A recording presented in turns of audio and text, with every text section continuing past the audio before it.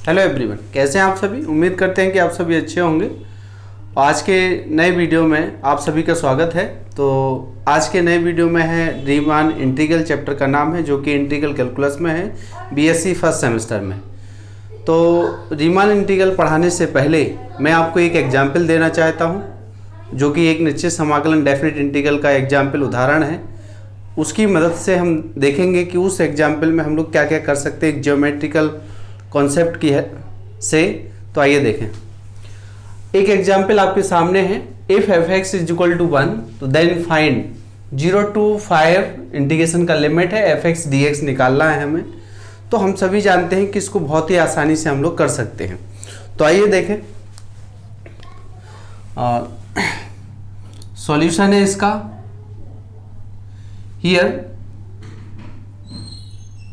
F X is equal to given है 1, that is यही किसके इक्वल होता है, और y इज इक्वल टू भी 1 होता है, ठीक है ना।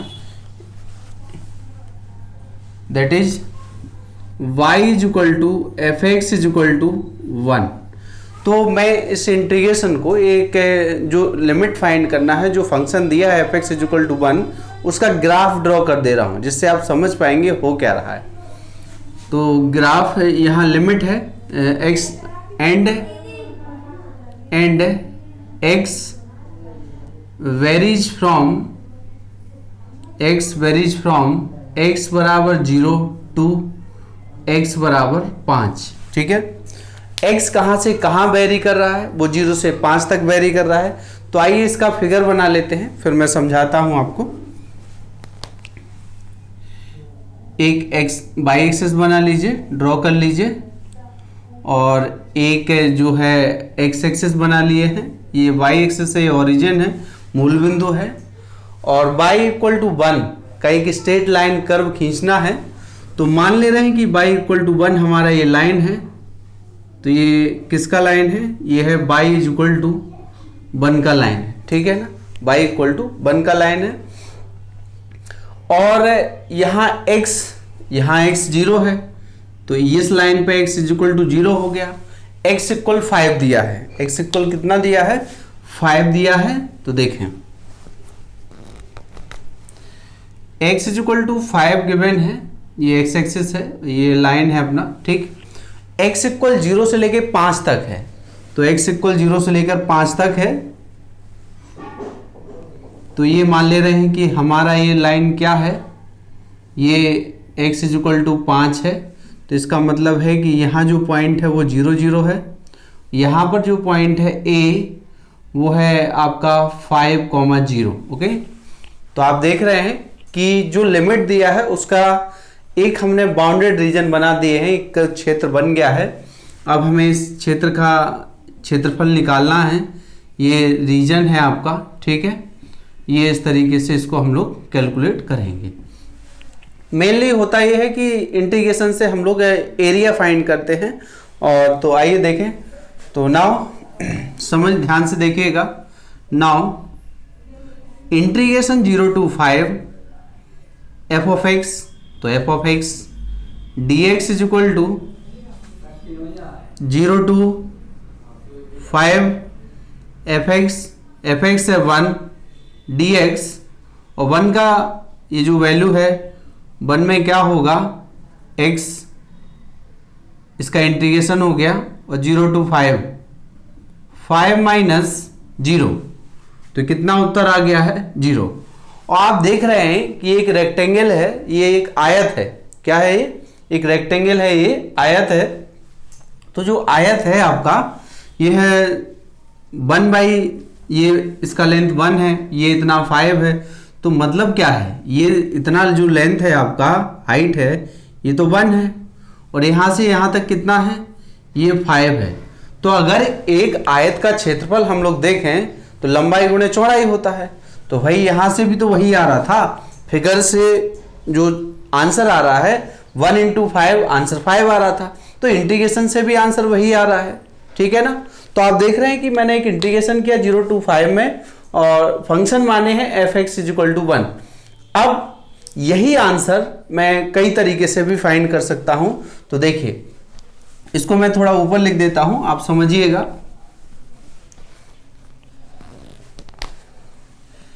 इंटीग्रेशन 0 to 5 fx dx और 0 to 5 ये dx is equal to 1, limit है 0 to 5 dx, तो ये हो गया x और 0 to 5 is equal to answer आया 5। अगर इसका एरिया देखें तो area of rectangle is equal to 1 into 5 is equal to 5। Okay, now वो वर्ग यूनिट में होता है, जो भी उसका मेजरमेंट होगा उस पर हम लोग देखेंगे। अब देखिए, अगर मैं इस रेंज का जो 0 to 5 दिया है इसका पार्टीशन कर दूं, बहुत सारे मतलब 5 पदों में इसको तोड़ दूं, इस रीजन को, ये जो क्षेत्र है इसको 5 भाग में बांट दें, तो फिर क्या होगा। तो देखिए, इसको मैं 5 भाग में डिवाइड कर दे रहा हूं, 5 भाग में बराबर बराबर डिवाइड कर दे रहा हूं, 1 2 3 4 और 5। ठीक है, ये भी 1 है, थोड़ा हाइट ऊपर हो गया है, तो ये भी 1 है यहां से यहां तक, ये भी 1 है, ये भी 1 है, ये भी 1 है। तो आप देख रहे हैं यहां से क्या हो जाएगा, यहां से जो होगा ये हो गया 1 2 3 4 और वो 5 है। ठीक, इसको थोड़ा नीचे कर लीजिएगा, लेकिन एक रफ एग्जाम्पल है कि 1 1 है, तो ये है। अब इसका लेंथ देखिए, अब लिमिट कितना हो जाएगा। एक डेफिनेट इंटीग्रल में प्रॉपर्टी है, निश्चित समाकलन में प्रगुण है कि एक इंटरवल जो है, एक इंटरवल जैसे यही था 0 से 5 था, 0 to 5, तो 0 to 5 के बीच में 1 2 3 4 5 नंबर आ रहे हैं, तो उनसे भी हम इंटीग्रेशन निकाल सकते हैं। वो था ए टू बी, प्रॉपर्टी जो है गुण है ए टू सी, एक नंबर यहाँ सी ले लीजिए, तो C two F X D X plus C two B F of X और डी एक्स। कहने का मतलब ये है कि इस लिमिट के बीच में जो भी नंबर आ रहे हैं उनसे जो नंबर आएंगे उनके बीच में भी हम इंटीग्रेशन कर सकते हैं। तो ए टू सी भी इंटीग्रेशन कर सकते हैं और सी टू बी, दोनों का आंसर सेम आएगा जोड़ने पर। तो देखो इसको इसी प्रॉपर्टी की हेल्प से हम इसको देखते हैं कि हमने एक जो क्षेत्र था पहले उसको 5 भाग में बांट दिए हैं। अब देखें उसका क्या होगा। तो now integration 0 to 5 F of X D X is equal to 0 to 1 F X D X. 5 part में तोड़ना है इसको, 0 to अब 1 से 2 आएगा, तो 1 से 2 एफ एक्स डी एक्स और प्लस और 2 से 3 एफ एक्स डी एक्स और 3 से 4 F X D X plus, और ये है अगला 4 to 5 एफ एक्स और डी एक्स। ठीक है, दिखाई दे रहा है सभी को। हाँ ठीक है, तो आप देखिए मैंने जो क्षेत्र था अपना पहले 0 to 5 में उसको 5 भाग में बांटे हैं, उससे भी क्या आंसर सेम आएगा वो भी देख लेते हैं। तो यहाँ तो अपना क्या है 0 to 1, यहाँ तो इसका वैल्यू ये 1 था, खैर 1 रख दीजिए, ये 5 है, तो यहाँ रखिए 0 to 1 1 है, dx है, 0 to यहाँ भी रख दीजिए, कोई दिक्कत नहीं है। तो 1 से 2 है 1 dx और 2 से 3 1 dx, 3 से 4 1 dx और 4 से 5 1 dx। अब इन सब का इंटीग्रेशन करना है, इन सब का क्या करना है इंटीग्रेशन। तो देखिए x 0 to 1 लिमिट, x 1 से 2 लिमिट, x 2 से 3 लिमिट, x 3 से 4 लिमिट, x 4 से 5 लिमिट। अब कैलकुलेट करिए इसमें, तो इसका उत्तर 1 आएगा, यहाँ 2 - 1 आएगा, 3 - 2 आएगा, 4 - 3 आएगा और 5 - 4 आएगा। तो यहाँ भी 1 + 1 + 1 + 1 + 1, तो टोटल कितना हो गया 5। तो आपने यहाँ क्या देखा, हम सभी ने यहाँ पर ये देखा कि एक जो क्षेत्र था पूरा 0 to 5 एक रेक्टेंगल बन रहा था, उसका आंसर हमने डायरेक्ट निकाला 2 तरीके से। एक तो हमने आयत का फॉर्मूला लगा दिए हैं कि एरिया का लेंथ इंटू लंबाई और चौड़ाई लगा दी है, तो भी 5, और समाकलन की हेल्प से इंटीग्रेशन की मदद से भी हम लोग किए उसको, तब भी 5 आया। और अगर हम इंटीग्रेशन को उस रीजन को, ये जो क्षेत्र है, इसको बराबर भागों में बांट दे या अलग भाग में भी बांट देते, जरूरी नहीं कि बराबर भागों में बांटे। मान लो यहाँ तक बांटे, फिर हम 2 से सीधे 5 पहुंच जाते तो भी उत्तर सेम आता। ये इनके बीच की डिस्टेंस जो है 1 2 3 4, ये जरूरी नहीं कि सेम हो। तो अगर 5 भागों में बांट दिए हैं तो आप देख रहे हैं कि उस रीजन को 5 बराबर भागों में बांटने पर या 5 भागों में बांटने पे बराबर कोई कंडीशन नहीं है, जरूरी नहीं कि इक्वल हो। तो उनसे भी आंसर कितना आया? 5 ही आया। तो यही रीमान इंटीग्रल का प्रोसेस है। कहने का मतलब ये है, इनको बोलते हैं पार्टीशन। क्या बोलती है? इस रीजन के इस 0 to 1 जो 5 नंबर तक है x, उसके हमने क्या कर दिए? पार्टीशन कर दिए हैं। इस क्षेत्र के पार्टीशन कर दिए हैं। मान के चलो एक कोई कमरा बना हुआ है रेक्टेंगल टाइप का, उसमें पार्टीशन कर दिए हैं, तो हमने उसमें 5 पार्टीशन लगा दिए। एक दीवार ये, दूसरा पार्टीशन ये, तीसरा पार्टीशन ये, चौथा ये, 5वां पार्टीशन ये। तो एक क्षेत्र के, एक जो रीजन है, एक क्षेत्र है, उसके कई पार्टीशन करने और उनका आंसर आप देख रहे हैं सेम आता है पूरे एक इंटीग्रेशन फॉर्म में। तो यही क्या है? रीमान इंटीग्रल है। रीमान इंटीग्रल में क्या होता है? पार्टीशन करके इंटीग्रेशन को हम लोग सॉल्व करते हैं। ठीक, खैर यहाँ तो रेक्टेंगल है तो कोई ज़्यादा दिक्कत नहीं होगा, लेकिन अब बहुत टाइप के कर्व आएंगे, पैराबोला टाइप का, उस तरीके से जिनसे हम लोग उसका रीजन निकालेंगे। ठीक है, तो मेनली क्या है रीमान इंटीग्रल में? क्या है? एक रीजन हो, पहले हमने एक एग्जांपल दिए हैं आपको, तो इसमें क्या देख रहे हैं? पार्टीशन करना है आपको, और जो आंसर आएगा, जो मेन उसका रीजन था, जो एरिया क्षेत्र था, उसी के बराबर आ रहा है। तो यही रीमान इंटीग्रल में है। अब आइए देखते हैं रीमान इंटीग्रल में क्या क्या पढ़ना है। ठीक, तो देखें आप, इसको मैं साफ कर देता हूं ध्यान से। यही है पूरा रीमान इंटीग्रल।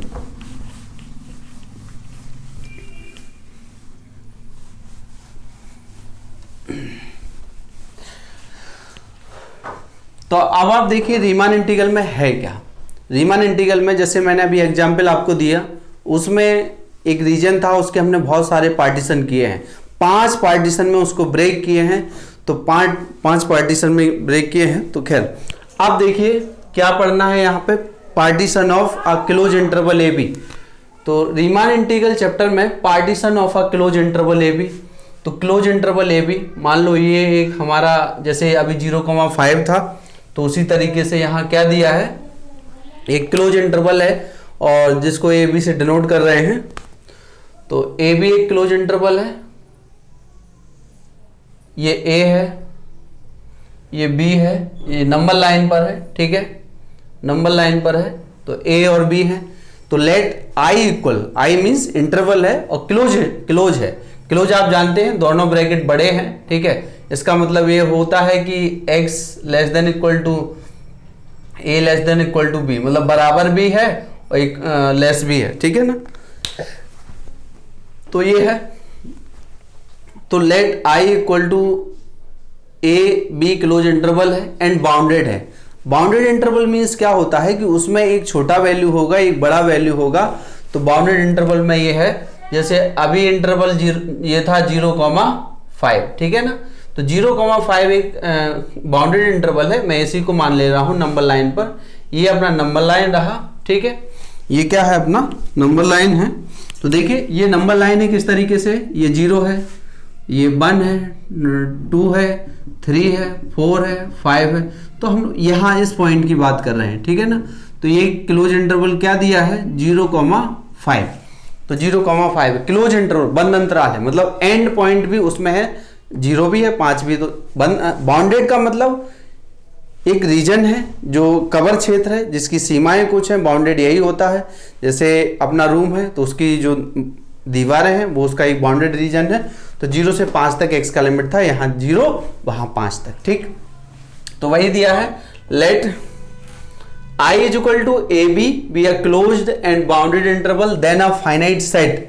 फाइनाइट सेट मतलब एक परिमित समुच्चय की बात कर रहे हैं। तो finite set of points P is equal to x0, ये x0 है, x1 है, x2 है, एंड सो एंड xn है, such that a equal x0 less than x1 less than x2 less than x3 and so and xn minus 1 और less than xn बराबर भी। आप देख रहे हैं यहाँ, नोटिस कर लीजिए, इसको हम लोग मान सकते हैं कि ये हमारा a है, इसी ये x0 है, ये हमारा x1 है, ये हमारा x2 है, ये हमारा x3 है, x4 है और x5 है, और यही किसके इक्वल है, b के इक्वल है। एक जीरो मतलब एक क्लोज इंटरवल 0,5 पे हम इसी ए बी को अगर डिनोट कर दें कि a का मान 0 है और b का मान अगर 5 है, तो आप देख रहे हैं नंबर लाइन पे इस तरीके से होगा। और इसी से आप देख रहे हैं कि है क्या रीजन। यहाँ आप देख रहे हैं कि जो 0 है वो लेस है 1 से छोटा है, सही है। जो 1 किससे छोटा है, 2 से छोटा है, और 2 किससे छोटा है, 3 से छोटा है, और 3 किससे छोटा है, 4 से छोटा है, और 4 किससे छोटा है, 5 से छोटा है। ठीक है, तो ये अपना b है और ये क्या है, a है। तो आप देख रहे हैं कि ए बी इंटरवल जो है उसको पार्टीशन में ब्रेक किए हैं, n पार्टीशन में, n जो है n पार्ट में ब्रेक किए। जैसे अभी मैंने इस इंटरवल को 5 पार्ट में ब्रेक किए करके आपको एक इंटीग्रेशन एग्जाम्पल की मदद से आपको बताया कि उस रीजन को हम लोग डिवाइड किए, उतने पार्टीशन में ब्रेक किए। तो ये है सच दैट पार्टीशन P से डिनोट करेंगे और इतने पार्टीशन n पार्टीशन कर दिए उनमें इस तरीके से, इसमें तो 5 पार्टीशन है, is called a partition of close interval A B. इसको क्या पढ़ेंगे आप, partition of close interval A B. अच्छा, अब पार्टीशन पढ़ लिए हैं तो पार्टीशन में हम लोग क्या क्या देख सकते हैं। पार्टीशन में आप लोग देखिए यहाँ इनके बीच का लेंथ जो होगा, एक इंटरवल देखो इनमें भी बन रहा है भाई। एक इंटरवल क्या, जैसे वो इंटीग्रेशन किए थे 0 to 1, 1 से 2, 2 से 3, 3 से 4, 4 से 5, तो एक इंटरवल यहां भी बन गया है A B C D E F. तो एक इंटरवल ए बी में बना है, तो वो इंटरवल क्या है, x0, x1। दूसरा बी सी पे एक इंटरवल नया x1 से x2 बन रहा है। सी डी पे भी एक इंटरवल बन रहा है x2 से x3, और डी ई बराबर x3 और x4 एक नया इंटरवल है, और ई एफ एक और इंटरवल है x4 to x5। तो आप देख रहे हैं कि पहले एक इंटरवल था 0 to 5 था, यहाँ ए बी की बात कर रहे हैं, उसको जब आपने पार्टीशन में ब्रेक किया तो 5 नए इंटरवल बने हैं। इन सभी इंटरवल्स को हम लोग बोलते हैं सब इंटरवल। क्या बोलेंगे, सब इंटरवल। ठीक है ना, सब इंटरवल्स। भाई जैसे एक आव्यूह होता था, उसमें से कुछ रो कुछ कॉलम हटाने पे एक हमें क्या सब मैट्रिक्स उपाव्यूह मिलता था। तो यहाँ एक अंतराल के अंदर से नए अंतराल बना रहे हैं, उसी के अंदर हैं, तो क्या है, उप अंतराल है, तो वो क्या है, सब इंटरवल है। तो ये सब क्या है, सब इंटरवल। तो देखिए क्या है, x0 x1 x पहला नंबर है इसमें, फर्स्ट पॉइंट x0 x1। देख लो आप x0 x1, x1 और x2, x1 और x2, x2 और x3 and so and. Last में अगर हम लोग इसको n पार्ट में ब्रेक कर रहे हैं तो इसके पहले xn-1 होगा, तो ये है xn-1। तो इन दोनों के बीच भी एक इंटरवल आएगा, are called sub intervals of close interval A B. समझ गए ना। तो जितने पार्टीशन में ब्रेक करेंगे, जो पार्टीशन के नंबर्स हैं वो सब इंटरवल बनाएंगे, मतलब उसके इंटरवल के अंदर भी सब इंटरवल बनेंगे, क्योंकि इंटरवल तो ए भी है। और जब इसको पार्टीशन किए तो वो टूट गया है, किसमें, सब इंटरवल में ब्रेक हो गया। 5 पार्टीशन किए थे, यहाँ तो n पार्टीशन है तो n सब इंटरवल आ गए हैं। सेकेंड पॉइंट है इसमें द लेंथ ऑफ द आर्थ सब इंटरवल। ठीक है ना। तो भाई इसके बीच में यहाँ कहीं होगा, जैसे हम लोग जब द्विपद पर में पढ़ते थे बाइनोमियल थ्योरम, तो वहां आर्थ टर्म निकाल देते थे। खैर, तो देखिए यहाँ पर, यहाँ है आपका x0 है, x1 है, x2 है एंड सो एंड, और यहाँ आएगा xr-1, xr और एंड सो एंड। यहाँ है xn-1 और ये है आपका x है। ठीक है ना। तो यहाँ मान ले रहे कि इसमें कोई क्या है, आरवा पद है, तो आरवा जो आर्थ सब इंटरवल है तो xr और x, तो इसमें से ये घट जाएगा। ठीक है ना। तो आर्थ इंटरवल ये होगा, वही आर्थ इंटरवल क्या है, xr-1, xr यहाँ भी बनेगा, ये इन दोनों के बीच में बनेगा। ठीक है। तो द लेंथ ऑफ द आर्थ सब इंटरवल, क्योंकि भाई हम इन सब की लेंथ निकालेंगे तो ये कॉमन टर्म से आर्थ से डिनोट कर दे रहे हैं कि आरवे पद का जो होगा तो उस हिसाब से देख लेंगे। तो लेंथ ऑफ द आर्थ सब इंटरवल, तो आरवा जो इंटरवल होगा उसका जो, तो आरवा इंटरवल यहां से निकल आएगा। ठीक है। तो द लेंथ ऑफ द आर्थ सब इंटरवल xr-1, xr। अरे भाई ये एनवाई इंटरवल है तो हम r लिख ले रहे हैं उसकी जगह। ठीक है। और बीच में आएगा वो, तो xr-1, xr is defined as, और इसका जो लेंथ है वो डेल्टा xr बराबर xr-1। भाई लेंथ कैसे निकाल दोगे, निकाल देंगे हम। तो लेंथ, इसके बीच की दूरी कितनी आ रही है, तो इसके बीच की दूरी देखो भाई, यहां से डेल्टा, अगर इसको माने डेल्टा x1, तो अगर ये डेल्टा x1 है तो भाई 1 में से 0 घटाना क्या है, 1 में से क्या घटाना है, 0, तो यहाँ कितना आ गया, 1 आ गया। अब यहाँ डेल्टा x2 निकालना है, तो डेल्टा x2 कितना आ गया, डेल्टा x2 कितनी लेंथ आएगी भाई, इतनी लेंथ जो है यही तो है हमारा लेंथ ऑफ द इंटरवल, तो इस सब इंटरवल का जो लेंथ है वो कितना आएगा, 2 - 1 आएगा, तो यहाँ फिर 1 आ गया। ऐसे ही डेल्टा x3 निकालेंगे तो 3 - 2 ये भी 1 आ गया।